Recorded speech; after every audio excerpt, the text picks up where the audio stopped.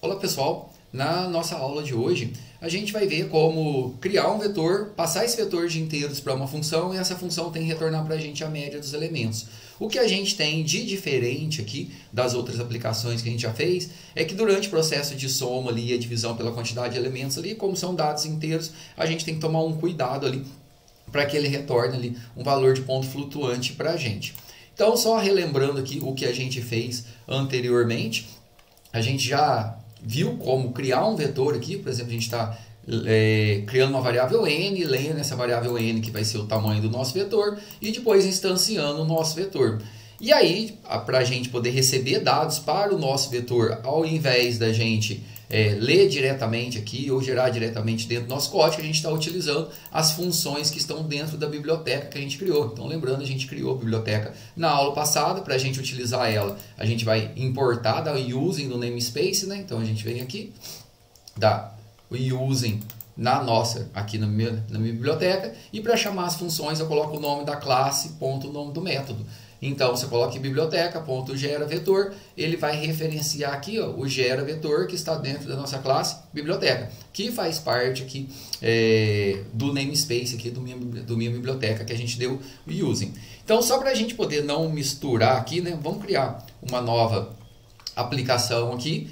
Então, só relembrando, né, primeira parte aí a gente vai abrir uma pasta, definir uma pasta para que a gente possa trabalhar. Então, vou criar aqui dentro da minha máquina uma nova pasta. Essa nova pasta aqui que eu acabei de criar, só para a gente poder ter ela de exemplo como repositório, aqui dentro que eu vou criar o nosso projeto. Como que a gente cria aqui um novo projeto, vou criar um novo código, aí depois a gente pode copiar a biblioteca para cá para a gente reutilizar ela aqui, né? Então a gente vai aqui no nosso terminal, novo terminal aqui. E aí dentro dessa pasta aí que você definiu, né, onde você já está trabalhando aí, só criar uma nova aqui porque a gente vai subir isso aqui para um repositório Git na sequência. Então a gente vai colocar aqui .NET New, aí a aplicação é de console, -n, o nome aí. Então eu vou colocar aqui exemplo de aula.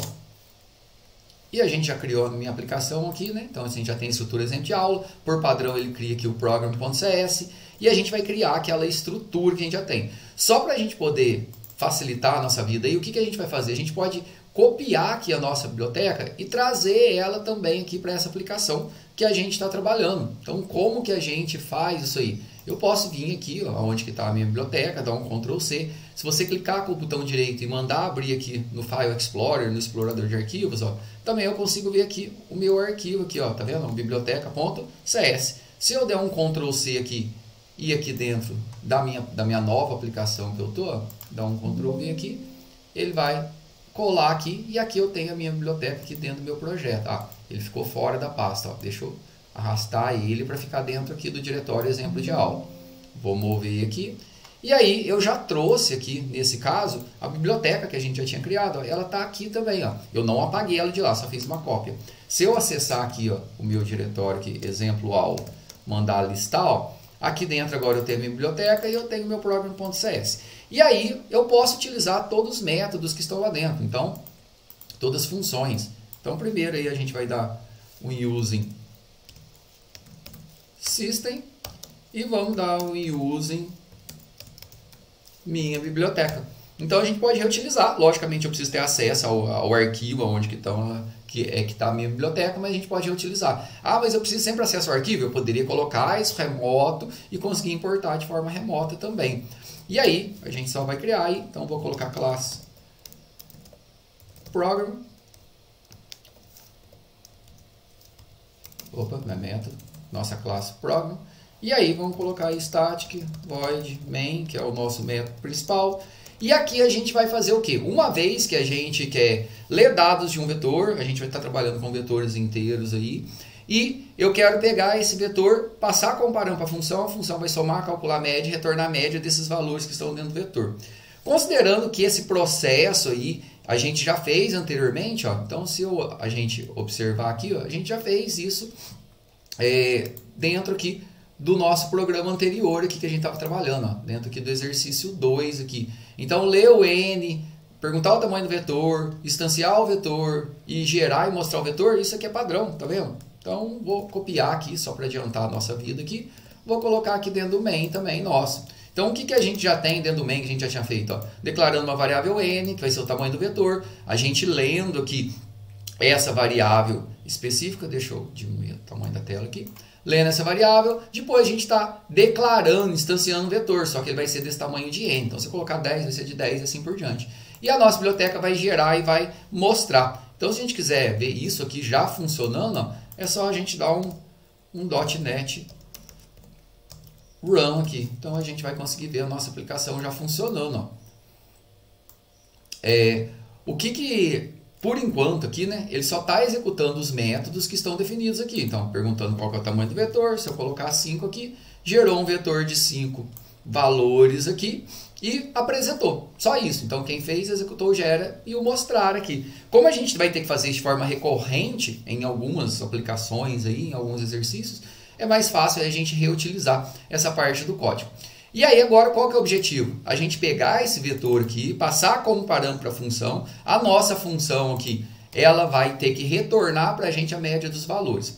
Então aqui o nosso método, a nossa função sempre vai ser estática. E aí o tipo da função aqui é o que ela retorna para a gente. Então o que uma função retorna para a gente? É o que ela vai calcular. Se é média, é um valor de ponto flutuante. Então a gente vai colocar aqui double aqui.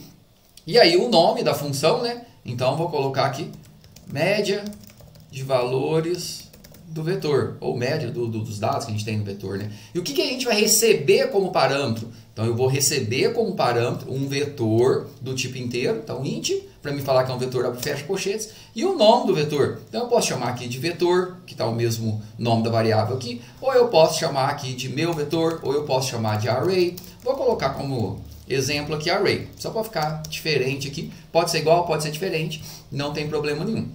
E aí o que a gente tem que fazer para poder calcular a média? A gente volta naquela parte de lógica, né? Eu tenho que percorrer todos os meus elementos, fazer a soma e retornar. Então isso que a gente vai ter que realizar aqui. Então, para poder fazer a soma do nosso vetor, uma vez que o nosso vetor é inteiro, a gente poderia colocar simplesmente uma variável do tipo int soma aqui. Só que a gente vai somar dentro de uma variável double, por quê? Porque a gente tem uma característica específica em linguagens derivadas de C. Se eu realizar a soma de inteiros e dividir por outro inteiro, o resultado vai ser sempre inteiro. O que isso quer dizer? Se eu somar valores e der o valor 15 e dividir por 2 um inteiro também, 15 por 2 inteiro ele vai me retornar 7 e não 7,5. Então, pelo menos uma das variáveis dentro da divisão, ou seja o divisor ou seja o dividendo, um dos dois ele tem que ser do tipo de ponto flutuante, um float ou double. Então a gente vai colocar a nossa soma aqui, ela como double aqui, e a nossa soma aqui vai sair de 0. Como que a gente faz para poder somar os valores do vetor? Vamos fazer um for, né? Igualzinho a gente já fez lá para poder percorrer o vetor. Sempre que falar em percorrer o vetor, o quê? É um for saindo da primeira posição até a última posição. Então for para o meu int i saindo de 0, enquanto meu i for menor que a quantidade de elementos. Qual que é a quantidade de elementos que eu tenho dentro do vetor aqui? Aí a gente tem uma coisa interessante, né? Aqui em C Sharp, eu não estou passando como parâmetro, a gente não está recebendo aqui a quantidade de elementos, porque a gente já tem um atributo, que é o length aqui, então array, que é o nome do meu parâmetro aqui, ponto length. O length, ele dá para a gente que ele é um atributo que já dá quantos elementos eu tenho no vetor. Se fosse em C, não em C Sharp, a gente teria que passar aqui o valor de n. E mais para cada loop a gente incrementar aqui. Eu vou abrir e fechar chaves, mas se não quiser, não precisa aqui. Porque a gente só vai ter uma linha de instrução. Qual que é a linha de instrução? Para poder somar, né? Então, soma é igual a soma meu vetor na posição de i. Ou soma mais igual, que eu vou acumular, né? Então, meu vetor, que é o array, em qual posição? Na posição de i, que é cada uma das posições. Quando a gente sair do for aqui, o que a gente já tem? A soma de todos os elementos. Aí eu posso calcular a minha média aqui. Ou eu já posso retornar a minha média direto. Como que eu faço para retornar? A média vai ser o quê? A soma de todos os elementos dividido pela quantidade de elementos. Então eu já posso dar um return direto nesse cálculo. Ou eu posso criar uma variável média, fazer o cálculo e retornar a variável média aqui. Então eu já vou dar um return direto aqui. Return, soma, dividido por quê? Dividido pelo tamanho do vetor. Qual que é o tamanho do vetor? Array.length. E aí a gente vai ter o quê? A média dos nossos elementos já retornado. Então a gente criou aqui a nossa função. Toda vez que eu precisar calcular a média dos valores de um vetor do tipo inteiro, é só passar esse vetor aqui para a nossa função, ela vai percorrer e vai retornar para a gente. Agora, da forma que está aqui, logicamente ainda, essa função que a gente acabou de criar aqui, ela não está sendo chamada. Como que a gente faz para poder chamar ela? A gente vai criar uma variável aqui, então vou criar uma variável aqui, como o retorno é double, né? Então vou chamar de double média, e média é igual à chamada da minha função. Então essa variável média aqui, ela vai receber o retorno da minha função. Então vou colocar aqui média de valores do vetor, passando como parâmetro o quê? Passando como parâmetro o nosso vetor. E aí a gente pode apresentar aqui o resultado. Como que eu apresento o resultado? console.writeLine, e a gente pode mostrar aqui por interpolação. No caso aqui, como é um valor do tipo double e a gente tem várias casas decimais, é mais interessante a gente mostrar por interpolação aqui, porque a gente pode limitar a quantidade de casas decimais de forma mais simples. Então, média dos valores do vetor. Dois pontos, aí quando eu quero mostrar a variável entre colchetes aqui, eu quero mostrar da variável média, quero limitar as casas decimais, dois pontos, F, a quantidade de casas decimais que a gente vai limitar. E aí, a gente já pode executar a nossa aplicação aqui, como a gente está gerando dados aleatórios aqui, a gente nem vai precisar dar input de dados. Então, vou voltar aqui no nosso terminal aqui, e dar um .NET Run, só colocar a setinha para cima aí do teclado, ele volta os últimos comandos que você executou. Ah, tá, eu estou fora da pasta aqui, né? Então vamos acessar a nossa pasta aqui de exemplo da aula. Agora sim a gente dá um .NET Run, porque eu tinha fechado o terminal e abri de novo, né? Tamanho do vetor, vou colocar aqui um vetor de 6 posições agora.